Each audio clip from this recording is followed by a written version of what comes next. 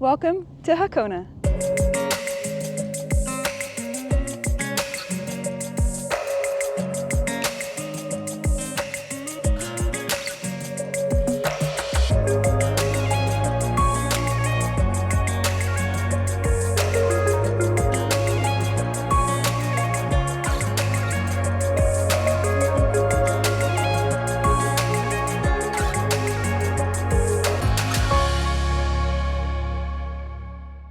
Hi guys, welcome to the Lenscap Chronicles. My name's Amanda and welcome to the beautiful country of Japan. I've just spent 5 days in the crazy, chaotic Tokyo, which was absolutely so much fun, and I got up to so many activities. I've created an epic 5-day itinerary that I'll put up here in a link for you. But for the next few days, we are in the tiny lakeside village town of Hakone, which is so beautiful, and I am looking out the window constantly because Mount Fuji is right there. Hakone is a gorgeous little town on the shores of Lake Ashi that deserves to be visited in its own right.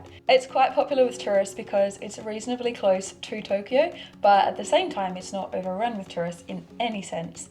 The appeal is that it is so much quieter than Tokyo and it's a lot more rural and rustic. If you're like me, then you'll be wondering how you can make a trip to see the iconic active volcano of Mount Fuji during your trip, and I'm here to show you that even if you're in limited time and you want to take a day trip from Tokyo, that you can do that. The town of Hakone lies west of Tokyo, about a 1-hour trip, and you can do that either by the bullet train, the fast, crazy Shinkansen bullet train, or via the Odaku romance car.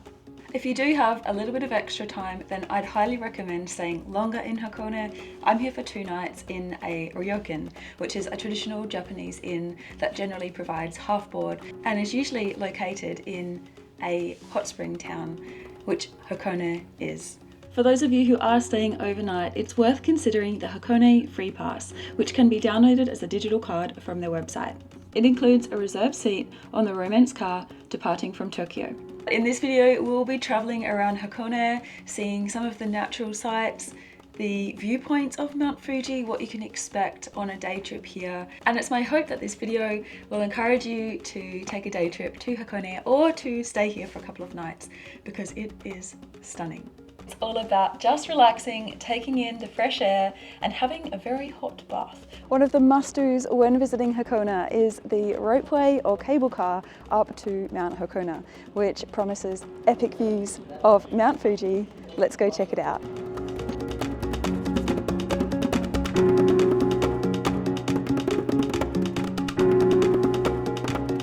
2,000 yen for a ticket here.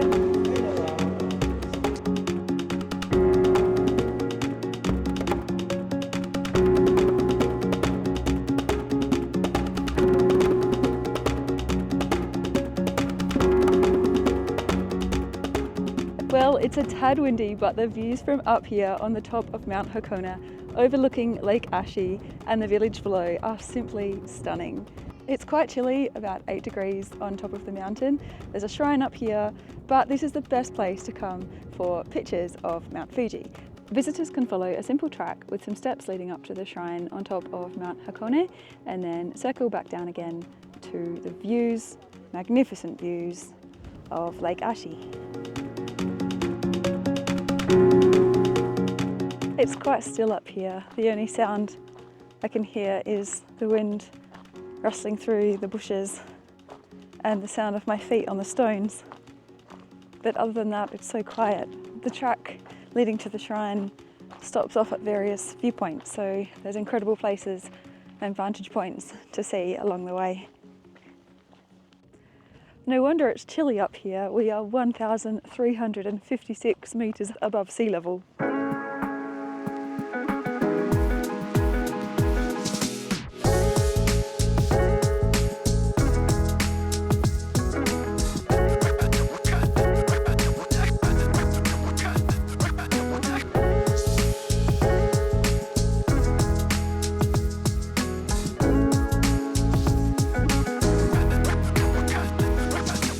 Well, it is definitely worth holding out for a clear day when visiting Fujisan. The views are absolutely incredible. Mount Fuji is an active volcano and it is the highest peak in Japan at 3,776 meters tall. It lies roughly 100 kilometers from Tokyo and it last erupted 300 years ago. If it does erupt again, which it can, it is said that it will decimate Tokyo. That is how far-reaching the devastation would be. Mount Fuji is one of 3 sacred mountains in Japan and a popular site for pilgrimage, but it's only open a couple of months a year for climbing. At the top of Mount Hakone is this popular touristic photograph site. Be sure to get your photo up there if you do come here and to check out these incredible views.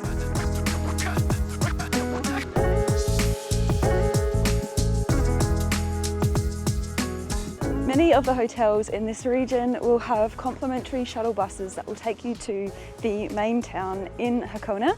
There are actually a few villages dotted around the lake, but the main one where the boats leave from is Motohakone.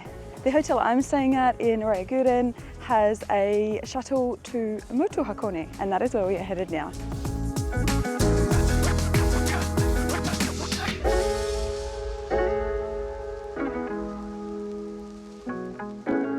Visitors to Motohakone can enjoy a peaceful walk along the foreshore overlooking Lake Ashi, which is sparkling today in the sun. And there's a variety of boat options that you can try, paddle boats, most of them shaped as large colourful birds, which would be a very interesting and fun activity on the lake. However, my first port of call is to head to the Hakone Shrine because the red Torii gates here that lead to the shrine is one of the most popular tourist attractions and occasionally can carry up to a 2-hour wait to get your photograph with it. Nope, not those ones. The ones I'm going to show you are amazing.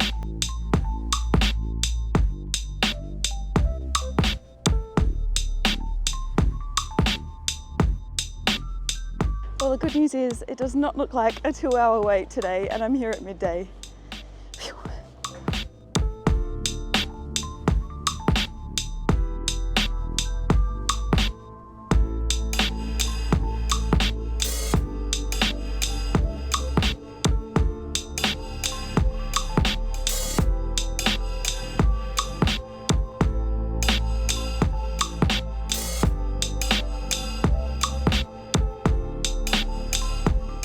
Whilst the temple shrine buildings are hidden in the dense forest behind me, these red Torii gates stand proudly on the shores of Lake Ashinoko. After 52 minutes, it was my turn at the red Torii gates. Ooh, and now to visit the shrine itself.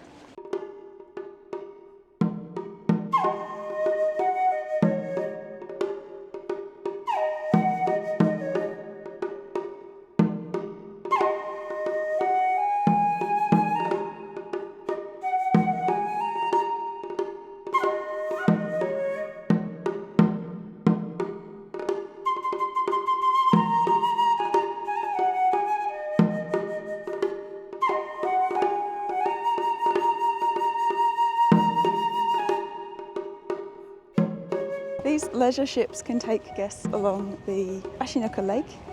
However, we are going to catch a pirate ship. Arr. Thank you. Konnichiwa. Okay, thank you. First class, baby.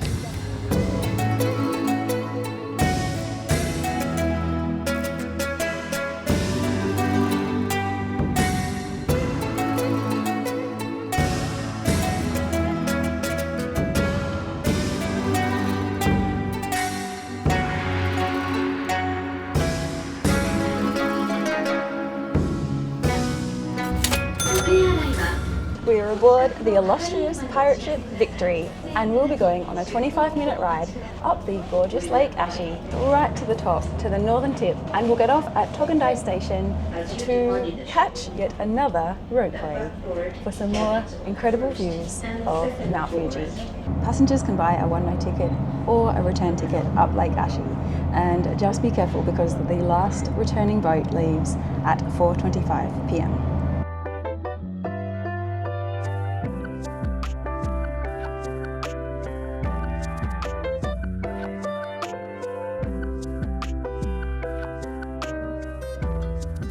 We've made it to Owakudani, where there is a distinct sulfuric smell in the air, rotten egg gas. And that is the sulfur created by these volcanic steam vents that we can see in front of us here. This region is famous for its black eggs, so if you do make it here, tradition is that you have to try a black egg.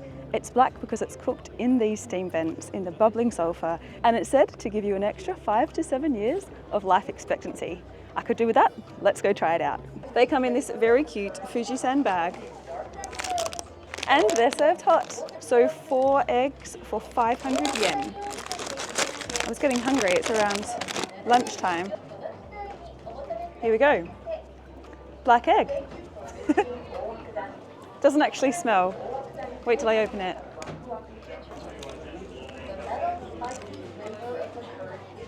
Well, gosh darn it, they're white inside. Itadakimasu is the Japanese way of saying bon appetit, let's eat. It actually means I'm ready to receive my food, which I definitely am. Let's give this a try.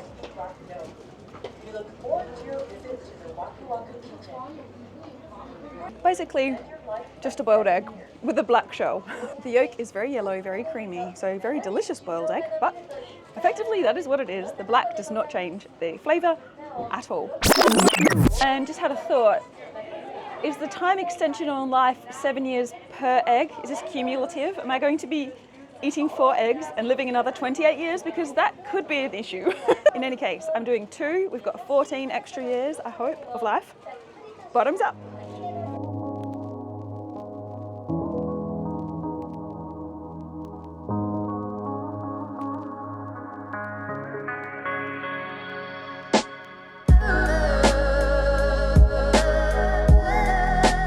The next station after Owakudani is Sounzan, and here guests can enjoy incredible views across the valley and across the beautiful mountainous region. There's also another surprise waiting up here for guests, and that is a hot foot spa. It's very hot, so make sure if you remember to bring a towel to wipe your feet off, but if not, they'll dry pretty quickly. It's incredibly soothing and one way to allow your feet at least to enjoy the healing properties of the water in this region.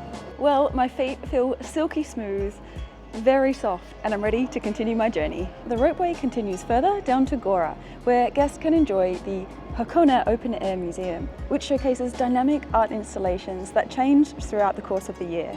The Hakone Outdoor Museum allows visitors to experience the seasons, life, and art in nature. The spacious grounds have indoor and outdoor installations, sculptures, and paintings.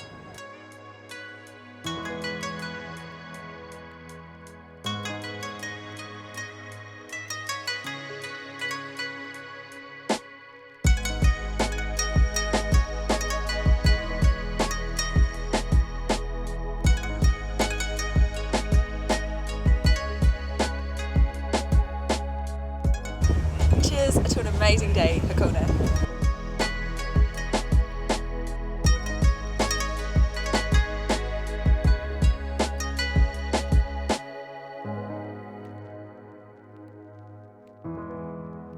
Well, it would be remiss and probably downright sacrilegious not to visit an onsen when in Hakone.